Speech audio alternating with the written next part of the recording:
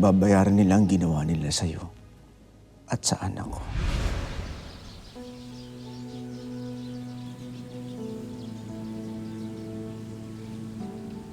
Nak, nandito ng Papa. Pero ang gago ko, I'm too late. Hindi man lang tayo nagkaroon ng panahon na magkakilala ang isa't isa. Gumawa ng memories together.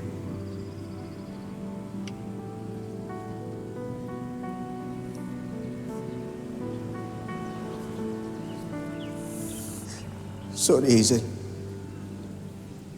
Meron pa ako hindi nakakwento sa'yo noon. Akala ko, sapat na yung karma sa akin na nagkasakit ako noon na hindi na ako magkakaroon ng anak pa.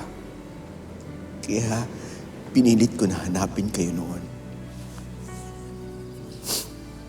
Si Jessica na lang ulit chance na ma-experience ko na magkaanak.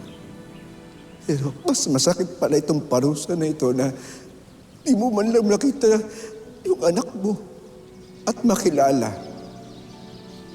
Alam mo, sa totoo lang, gustong-gusto kitang murahin, sumbatan, saktan, dito mismo sa puntod ng anak natin para man lang makaganti ako sa lahat ng mga hirap at perwisyong ginawa mo sa amin mag-ina. Katakot-takot na hirap ang dinanas namin na iniwan mo kami. Napilitan ako magpakasal sa isang lalaking hindi ko mahal para na magkaroon ng ama si Jessica. Para hindi ako maparusahan sa Saudi. Habang lumalaki si Jessica, nare-realize ko, maling-mali ang desisyon ko. Dahil malupit si Manuel. Pagkatapos na lamang ko, meron pala siyang naunang pamilya. Hindi lang sila kasal ng nanay ng mga bata. Pero kaya pala ganun na lang kalakas ang loob na pakasalan ako. Dahil gusto niya akong perahan. Gusto niya akong perahan para sa pamilya niya. Para makapagpatayo sila ng negosyo dito sa Pilipinas. Pero ang masakit, pati mga half-siblings ni Jessica, ang sasama nila.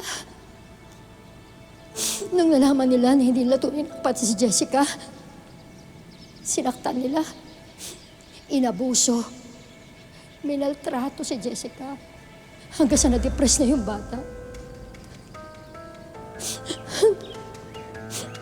Hanggang sa namatay na yung anak natin. Lahat silang awa. Dahil sa kanila, namatay ang anak ko nang walang kalaban-laban. Sama-sama nila. Sama-sama nila.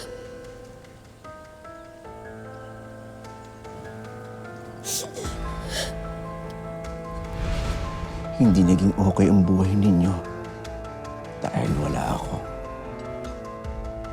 Pero ngayon na nandito na ako.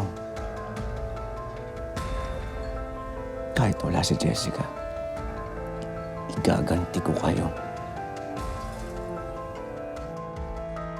Mananagot sila sa pagpapahirap na ginawa nila sa'yo at kay Jessica.